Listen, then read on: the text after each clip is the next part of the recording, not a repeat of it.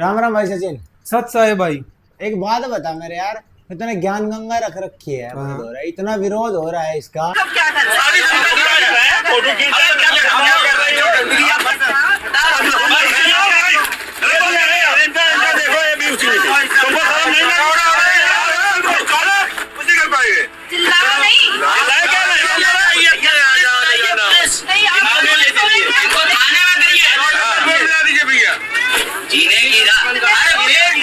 इन लोगों ने हर पेज पे ये लिखा है, वेद पढ़ने से मुक्ति नहीं होगी, गीता पढ़ने से मुक्ति नहीं होगी। और दिखाया क्या है कि हम वेद पढ़ा रहे हैं, हम गीता पढ़ा रहे हैं। हर पेज पे लिखा है गीता पढ़ने से मुक्ति नहीं है।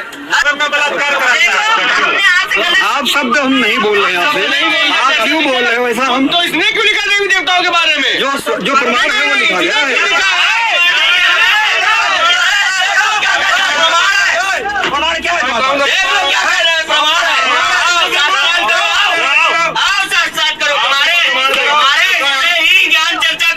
हम आपकी ऊंची आवाज नहीं बोल रहे भाई साहब।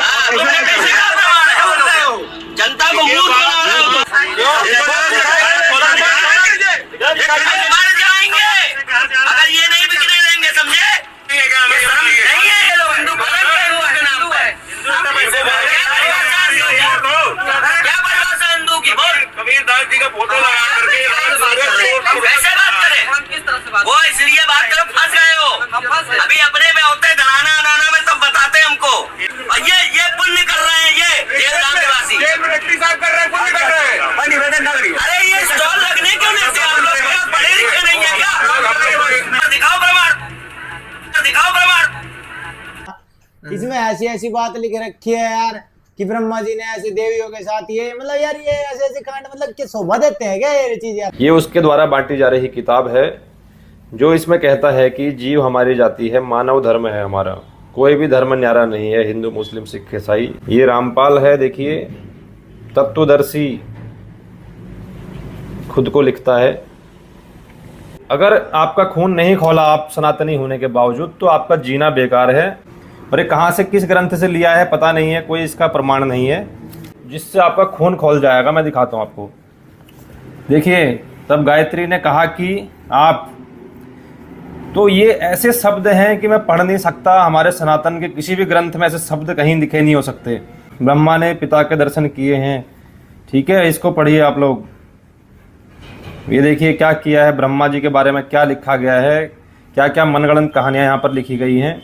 इस काल ब्रह्म के लोक में यह बुराई प्रारंभ से ही है। यहाँ काल के लोक में श्री विष्णु जी ने जालंधर राक्षस की पतिव्रता पत्नी तुलसी के साथ धोखा करके, देखिए विष्णु भगवान के बारे में क्या लिखा हुआ है, उसके साथ क्या किया कि इस किताब में भर भर के हमारे देवी देवताओं को गालियां दी गई हैं और खुले आम सनातन धर्म का मजाक बनाया गया है। जिस ज्ञान को पाखंडी धर्मगुरुओं ने छुपाया था, आज वो संत रामपाल जी महाराज जी ने उजागर कर दिया।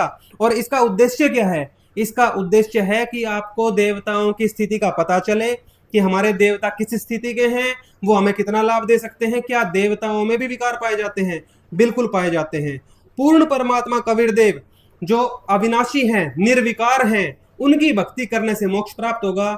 इस बात को ज्ञान गंगा में सही से समझा रखा है। पर कुछ नालायक लोग जो सनातन विरोधी हैं, वो संत रामपाल जी महाराज जी की पुस्तक का विरोध करते हैं। मतलब दिखाओ प्रमाण। ब्रह्मा जी के बारे में ऐसे नाप शनाप क्यों लिख रहे हो? आ जाओ, आपने पहले दिखाया नहीं प्रकरण क्या था।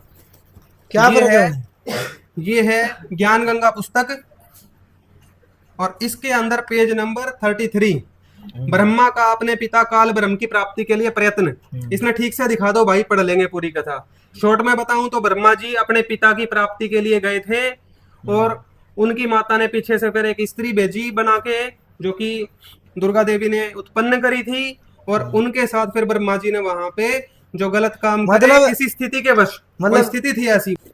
ये पेज नंबर 34 है, इसको भी ढंग से दिखा दो। और ये पेज नंबर 35 है ज्ञान गंगा। हाँ भाई, इसको आराम से रोक के पूरे प्रकरण को पढ़ लेना और आज आपको इसका पूरा जवाब मिलेगा। संत रामपाल जी महाराज जी ने जो कह दिया वो पत्थर की लकीर है, वो हमारे शास्त्रों में प्रमाणित है वो ज्ञान। अच्छा हाँ, अब इसमें जो प्रमाण है वो इसलिए दिया गया है कि हमारे देवताओं के अंदर भी विकार होते हैं। काल ब्रह्म जो इस ब्रह्मांड का स्वामी है, ब्रह्मा विष्णु शिव का पिता है, वो इनको भी परेशान रखता है विकारों में। दिखाओ प्रमाण। एक और प्रमाण देख लो, ये है अनुराग सागर। अच्छा, देख लो भाई, अनुराग सागर है, मार्केट से कोई भी खरीद सकता है। अमित पॉकेट बुक्स जालंधर से छपती है। इसके अंदर आप आ जाओ पेज नंबर 90 पे। अच्छा, बिल्कुल कुछ ही वाणियां आपको बताएंगे, क्योंकि पूरी वीडियो बना के हम पहले भी डाल चुके थे। आज और प्रकरण बहुत दिखाने हैं। ये देखो, ब्रह्मा कहे जननी सुनो, कहू कौन कंत तुम्हार है। अपनी माता से उनके पति के बारे में ब्रह्मा जी ने सवाल करा दुर्गा देवी से। अच्छा, कीजे कृपा जन मोही दुखाओ, कहाँ पिता हमार है।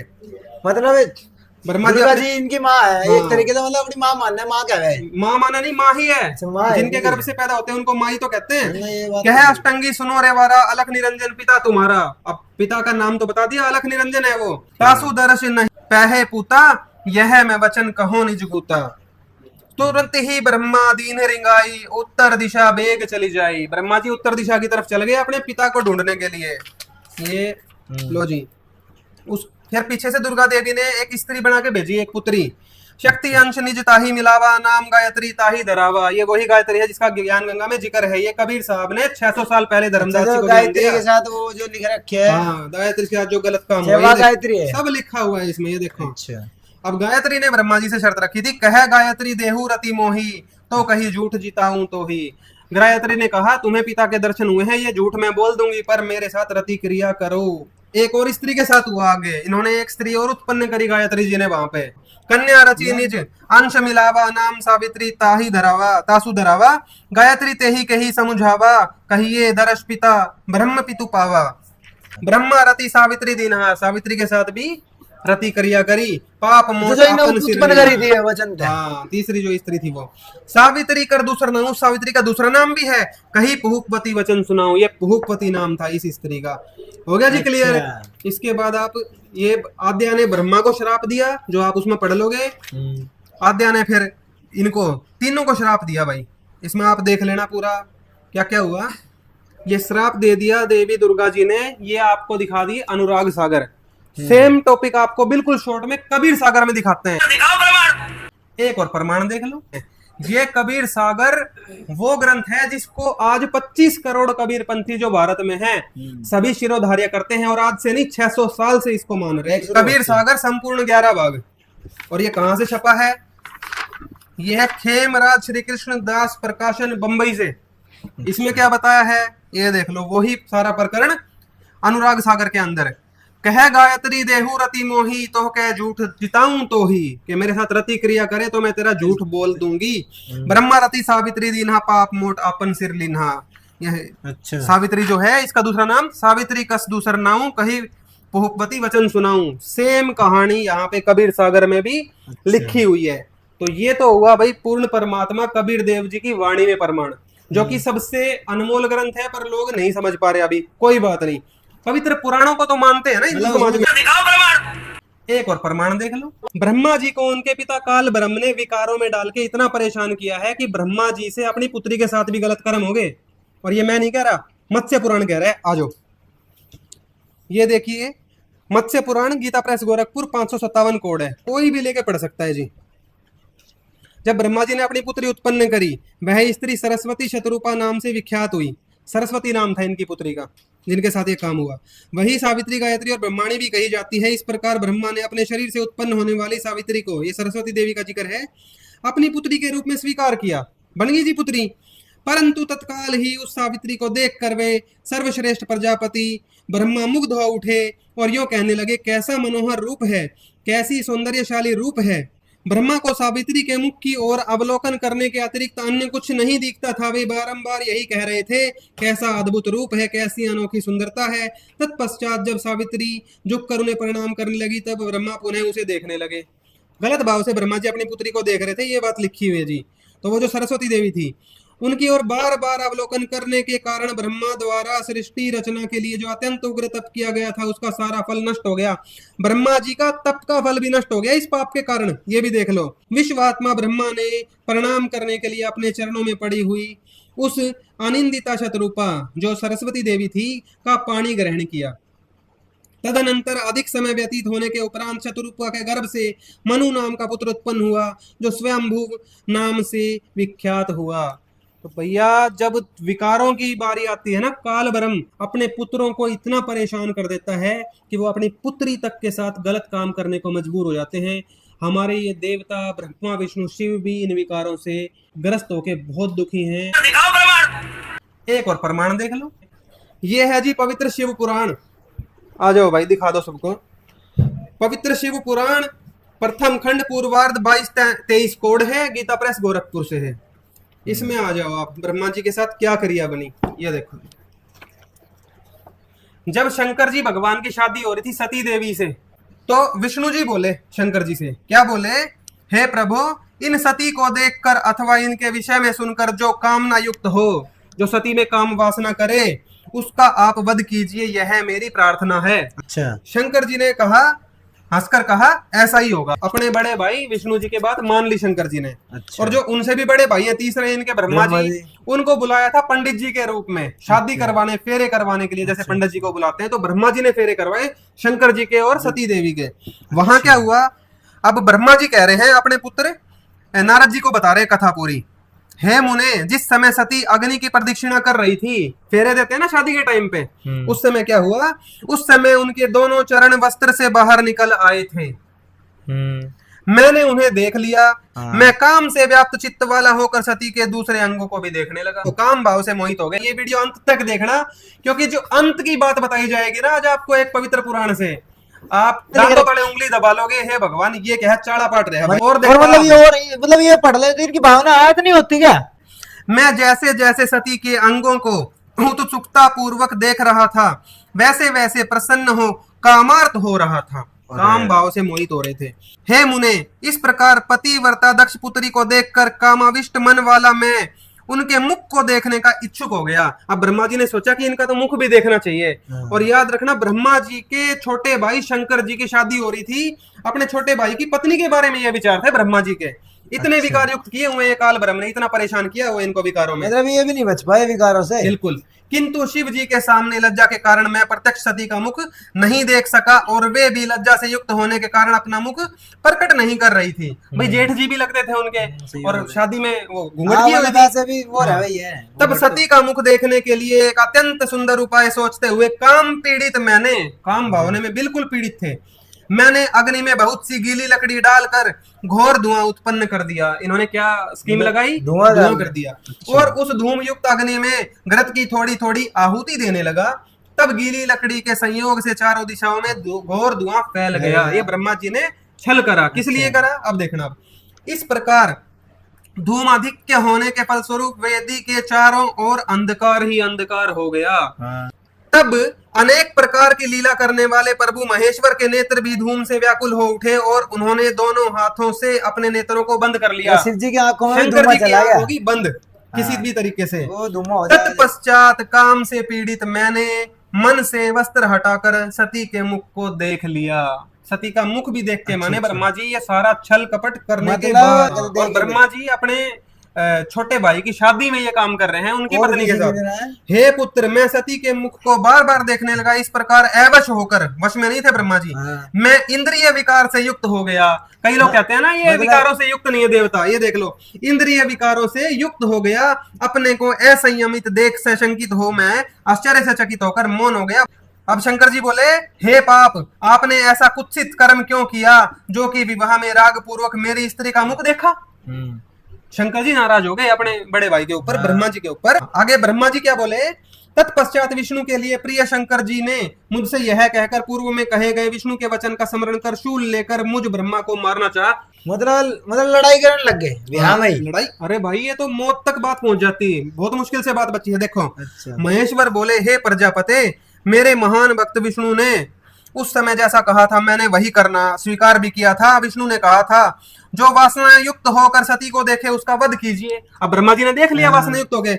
ब्रह्मा ने कामना युक्त होकर सती को क्यों देखा, इन्होंने अत्यंत गर्हित कर्म किया है, बहुत गंदा काम किया है, इसलिए अपराधी ब्रह्मा का वध मैं अवश्य करूंगा। अपने भाई को मारने के लिए दौड़ पड़े। महेश बोले, मुझको इसका वध करने से मत रोकिए क्योंकि यह दुष्ट है। अच्छा, ये ब्रह्मा जी को दुष्ट बता रहे हैं अपने बड़े भाई को, शंकर जी बता रहे हैं, हम नहीं बता रहे। इस महापापी तथा दुष्ट चतुर्मुख ब्रह्मा का वध मैं अवश्य करूंगा, इसको छोड़ूंगा नहीं, मार के छोड़ूंगा। आपने काम के वशीभूत होकर जो वीर्यपात किया है वह कृत्य मनुष्यों का है, इसलिए आप मनुष्य होकर पृथ्वी पर विचरण करें। ब्रह्मा जी को शंकर जी ने भी श्राप दिया। वीर्यम ही पतितम वेदी मध्यगम, वेदी के मध्य में वीर्य पतन हो गया। वेदी जिसमें शादी के हवन कर रहे थे ना, उसके बीच में उनका वीर्यपात हुआ, ये लिखा है।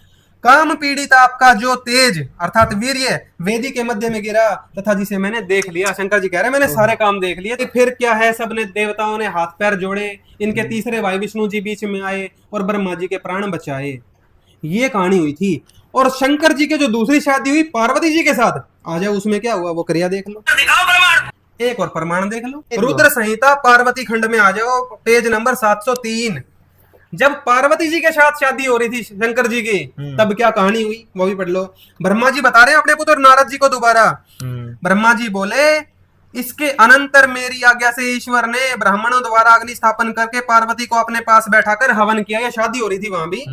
काली और शिव दोनों ने प्रसन्नता के साथ विधिवत अग्नि की प्रदक्षिणा की। वहां भी फेरे हो रहे थे। और पंडित जी कौन था? ब्रह्मा जी।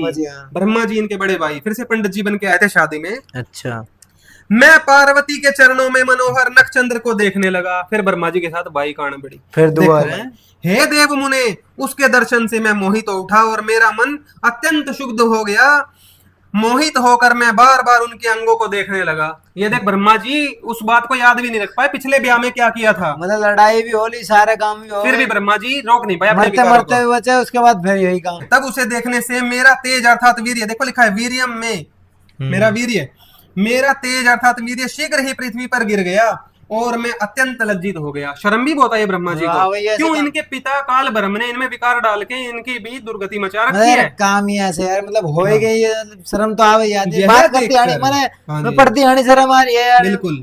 यह देखकर महादेव जी अत्यंत कुपित हो गए और तब उन्होंने मुझ ब्रह्मा को शीघ्र मारने की इच्छा की। फिर ब्रह्मा जी की जान पर बनाई।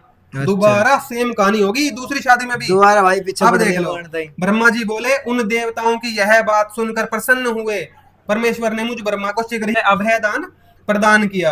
हुआ क्या कि देवताओं ने फिर प्रार्थना कर ली, शिव जी को फिर मना लिया और शिव जी फिर से ब्रह्मा जी को छोड़ने के लिए राजी हो गए। ठीक है भाई, नहीं मारता, तुम सारे कह रहे हो तो। ये देखो, हे तात, ब्रह्मा जी बता रहे हैं, मेरे उस रेत से अर्थात वीर्य से, यहाँ पे ये देखो वीर्य से, यहाँ पे निशान लगा हुआ है ना, ये वीर्य से सब कुछ हुआ। अत्यंत उज्जवल बहुत से कण हो गए और अपने तेज से प्रज्वलित उन कणों से बालखिल्य नामक हजारों ऋषि प्रकट हो गए। अब ब्रह्मा जी एक बहुत शक्तिशाली देवता हैं, त्रिदेवों में गिने जाते हैं, सबसे बड़े भाई हैं त्रिदेवों में।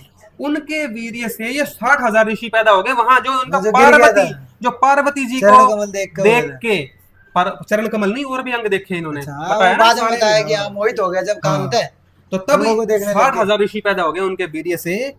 अब नारद जी बोले उनसे, नारद जी बोले क्रोधयुक्त चित्त से उन बालखिल्य ऋषियों से कहने लगे जो पैदा हुए थे। नारद जी बोले, अब आप लोग एक साथ ही गंधमादन पर्वत पर चले जाइए।